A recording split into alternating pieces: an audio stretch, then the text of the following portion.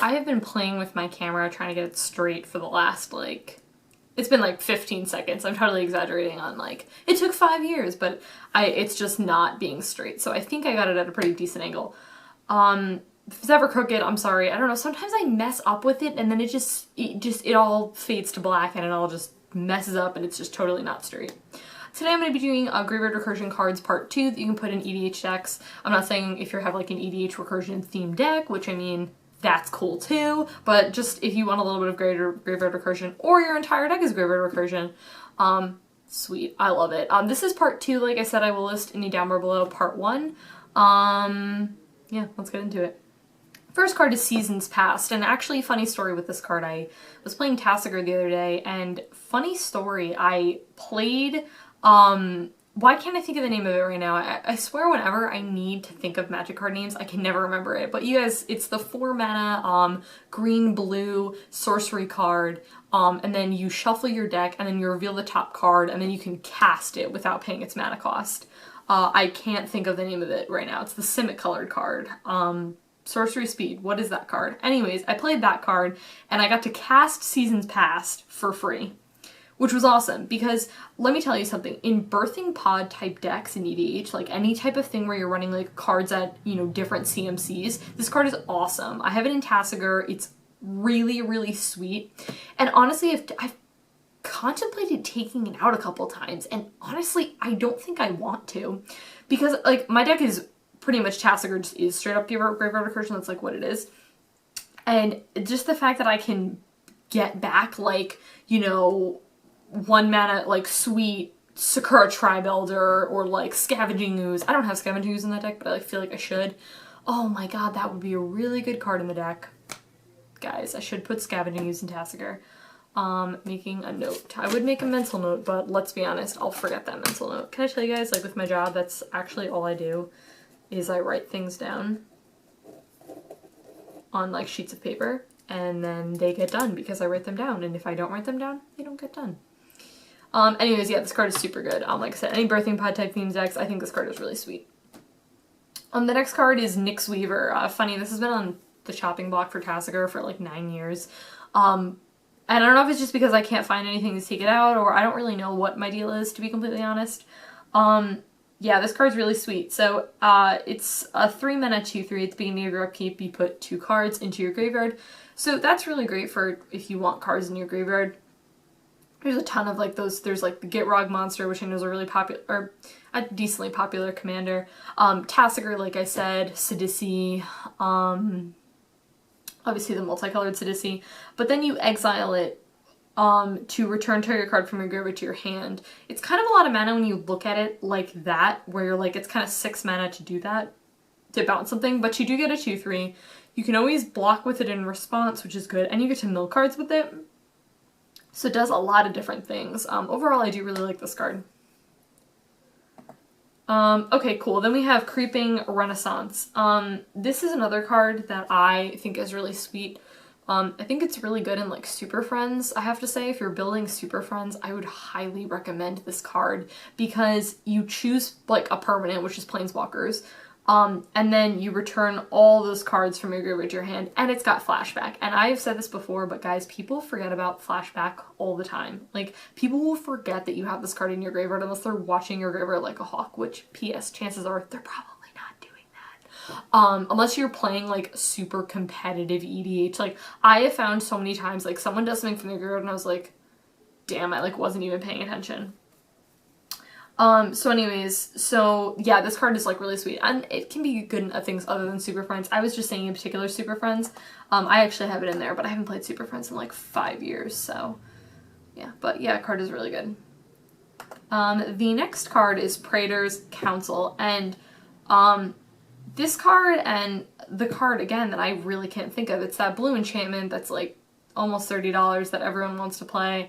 And it's got Jace on the art, and it's like you can play any amount of cards in your hand for free. Omniscience? Yeah, there we go, Omniscience.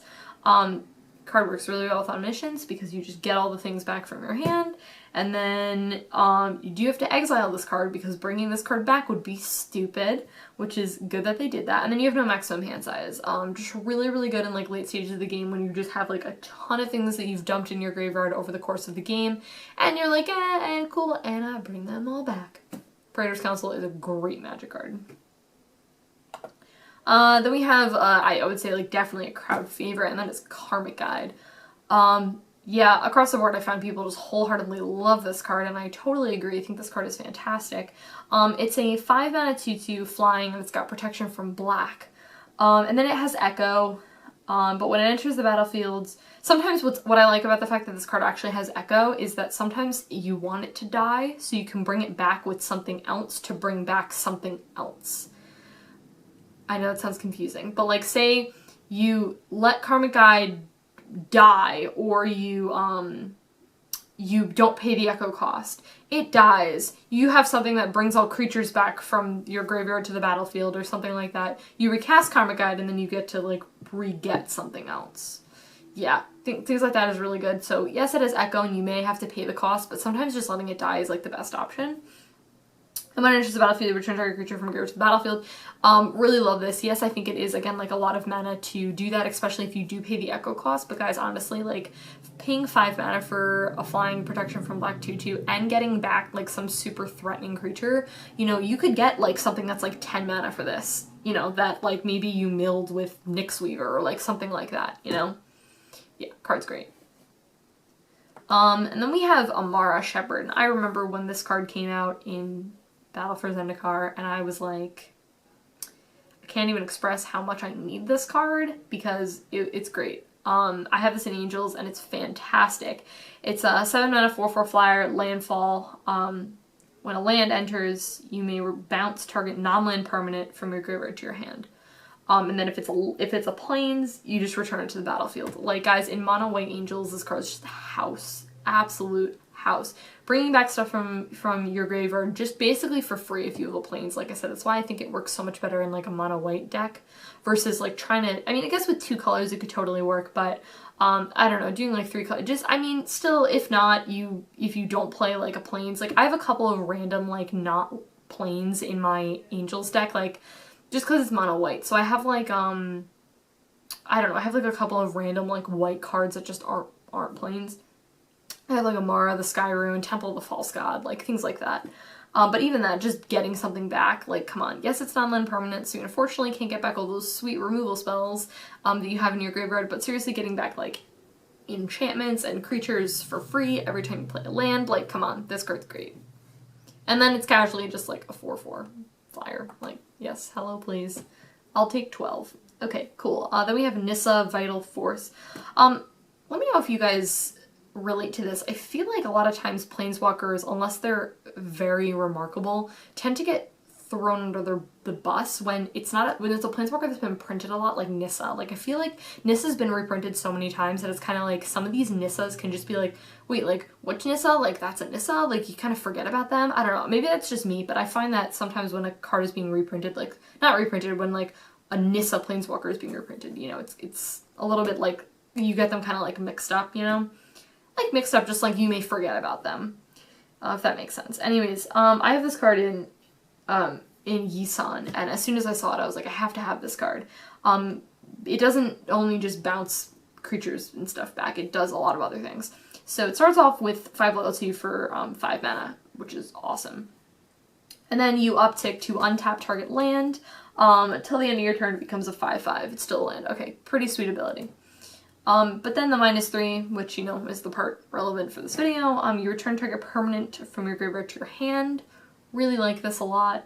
And then her -6 is you get an emblem whenever a land enters the battlefield, draw a card. So yeah, Nissa does like a ton of different things. I really like her in a lot of different decks. I like that when you get the emblem, yeah, I guess it'd be an emblem that you potentially may want to get off, like, if you get it off a couple of times, like twice, I'm sure that's great, but like once you get the emblem off, which is decently easy to do, guys, because she starts off at 5 loyalty, you uptick her once, and then you can just downtick her and kill her. You can uptick her twice, ult her, and then, you know, keep upticking her, you know, and keep getting a 5/5, keep smacking someone with a 5/5. land, and then, you know, and then returning a non-land permanent. I'm sorry, it's target permanent, so you can get lands.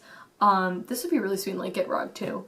I feel like I kind of just want to like make like a mock Gitrog deck because I feel like it'd be sweet. But yeah, anyways, Nissa is like really cool. I like her a lot. And again, just card draw. Oh, yes. If there's like any cards with card draw in it, like yes, I care about it. Then we have Reya Dawnbringer. She's a lot of mana, guys. She's a 9 mana 4/6 flyer. I feel like she should just be like not a 4/6. I feel like that, like, I don't know, those numbers are just weird. I feel like it should be something that's more like even. If she was like a 5/5, I'd be like, okay, cool. Anyways, those are my personal feelings. Anyways, moving that aside. At the beginning of your upkeep, return target creature card from a graveyard to play. Yes, it's a lot of mana, but it's a really good, like, late game card when things have died and you're just like, boom, Reya Dawnbringer, bring all this stuff back. It kind of reminds me of Emeria Shephard. This one is at the beginning of your upkeep, and Emeria Shephard is whenever you play a land, so they're like a little bit different. And this is only creature, where Emeria Shephard is any permanent. Yeah, but Reya Dawnbringer is really great. I have her in Angels. Yeah, I really like this card. Okay, then we have Victimize. I remember always really enjoying this card, and I remember having this in when I had like Mugus. If you guys have been with me for like a while, you'll remember that deck. But that deck was really sweet. It was a sacrifice themed deck. It revolved around token gen. It was a black, red, and it was really sweet. It revolved around sacking my creatures, which in turn would sack my opponent's creatures. So what you do is you choose 2 creature cards in your graveyard. You sack a creature. And then if you sack that one creature, you get those 2 creatures to the battlefield tapped. Now, I always looked at a card like this and said, I feel like you're paying such little mana for like what you're getting. Like, what if you play Victimize and get back like 2 10/10 Eldrazi's? Like, what is stopping you from doing that? And guess what? All you need to do is sacrifice a creature. Now, listen, you're playing black, which means that a lot of times you want things in your graveyard for effects, or you sack a creature and then when it dies, you get whatever, which is awesome. And then on top of that, you could just get 2 freaking creatures back. Like, come on, Victimize is a fantastic Magic card. I think it's very underlooked, but a really solid EDH card. I think there's other cards that kind of, you know, step up in its place, but I think this card's sweet. Okay, and the last card is kind of like a personal favorite of mine, I would say, because I played with this card in Modern, but that is Risefall. Absolute house in Modern. I'm sure it's pretty good in EDH too. So the Rise part is you return target creature card in a graveyard and target creature in play to those owner's hands. So basically what you do is you get to bring a creature back to your hand from your graveyard. The wording of this is like really confusing.